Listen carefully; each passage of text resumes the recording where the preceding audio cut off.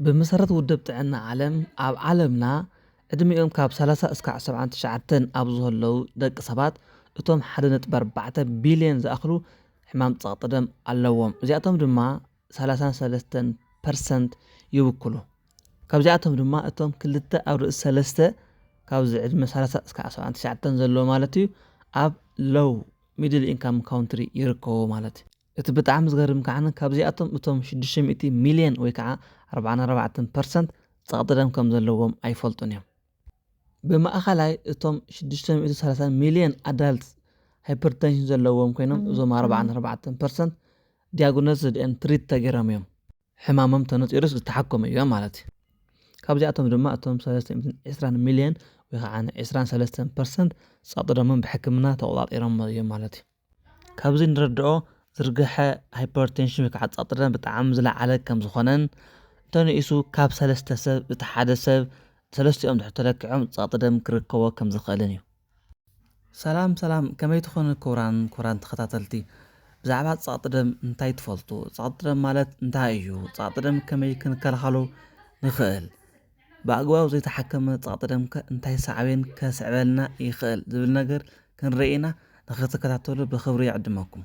ፀቕጢ ደም ማለት ኣብ ሰውነትና ዝርከብ ደም ኣብ ልዕሊ ሰራዊ ደምና ዘዕርፎ ናይ ድፍኢት ሓይሊ እዩ።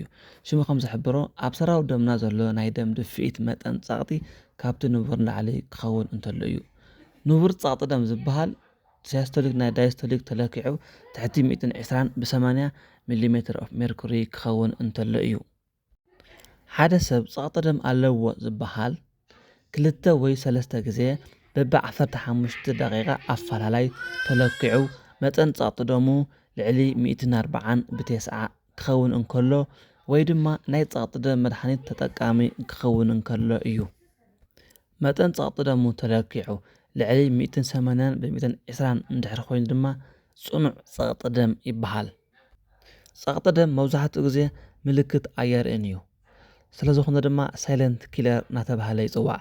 ይኹን እምበር ናይቲ መጠን ፀቕጢ ልዕሊ 120/80 ክኸውን ከሎ ምልክታት የርኢ እዩ።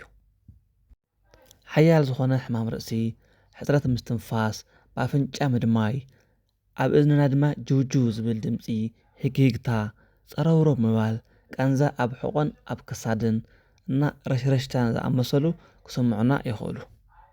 ስለዚ ሳይለንት ኪለር ስለዝኾነ ሓደ ሰብ ፀቕጢ ደም ኣለዎ ድዩ የብሉን ኣብ ጥዕና ትካል ከይዱ ተዓቂኑ ክፈልጥ ዘለዎ። ስለዚ ኣብዚ ትኩረት ክገብረሉ ዝደለኹ ኣብ ምክልኻል ዘመልክት እዩ። ፀቕጢ ደም ከመይ ጌርና ክንከላኸሎ ንኽእል? እዞም ስዒቦም ዝቐርቡ ነጥብታት ኣብ ተግባር ብምውዓል ፀቕጢ ደም ክንከላኸል ንኽእል ኢና። ብደንቢ ተኸታተሉ። ክብደት ምቕናስ ፀቕጢ ደም ኣብ ምቁፅፃር ዓብይ ኣበርክቶ ኣለዎ። ሓደ ሰብ 10 ኪሎ ካብ ክብደቱ እንድሕር ቀኒሱ ናይ ፀቕጢ ደም መጠኑ ካብ 5 እስካብ 20 ሚሊሜትር ኦፍ ሜርኩሪ ይቕንሰሉ። እንወስዶ ናይ ኣልኮል መጠን ምቕናስ፣ ኣልኮል ዘይምስታይ ወይ ከዓ ምጡን ዝኾነ መጠን ምስታይ ናይ ፀቕጢ ደም መጠን ካብ 2 እስካብ 4 ሚሊሜትር ኦፍ ሜርኩሪ ንኽቕንስ ይሕግዘልና። ጨው ድማ ምቕናስ፣ እንጥቀመሉ መጠን ጨው ካብ 2.4 ግራም ሶድየም ወይ ድማ 6 ግራም ሶድየም ክሎራይድ ንዓቐብ ክኸውን የብሉን። እዚ እንድሕር ጌርና ድማ ፀቕጢ ደም መጠን ካብ 2 እስካብ 8 ሚሊሜትር ሜርኩሪ ንኽቕንስ ይሕግዘና። እዚ ግን ኩሉ ሻዕ ንምዕቃኑ ኣሸጋሪ ስለዝኾነ መብዛሕትኡ ግዜ ኣብ ዓድና እንጥቀመሉ ምግብታት ንኣብነት ሽሮ፣ በርበረ ክዘጋጆ ከሎ ተመጢኑ ስለ ዝዘጋጆ እቲ ናይ ኣብቲ ሽሮ ክዘጋጆ ከሎ ዝኣቱ መጠን እኹል ስለዝኾነ ፀብሒ ምስ ተሰርሐ ጨው ምውሳኽ ኣድላይ ኣይኮነን። ካልእ ሽጋራ ዘይምትካኽ፣ ሽጋራ ምትካኽ እቶም ሰራዊር ደምና ክጫወጡ ስለ ዝገብር ንፀቕጢ ደም መቃልዓይ እዩ። ስለዚ ሽጋራ ምትካኽ ክቐጉም ኣለዎ ማለት እዩ።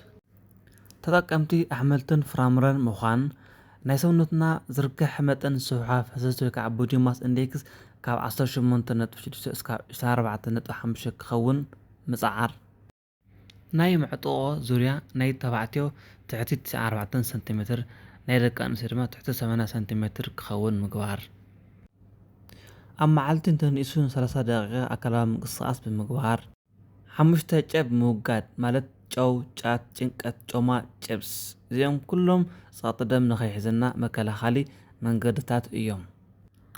ናይ ሎሚ ትሕዝቶ ነዚ ይመስል ነይሩ ኣብ ቀጻሊ ብኻልእ ትሕዝቶ እስካብ ንራኸብ ሰላም ደሃን ኩኑ ሳብስክራይብ ብምግባር ናብ ካልኦት ሸር ብምግባር ድማ ኣተባብዑኒ ይቐኒየለይ Thank you for watching, and please subscribe and share.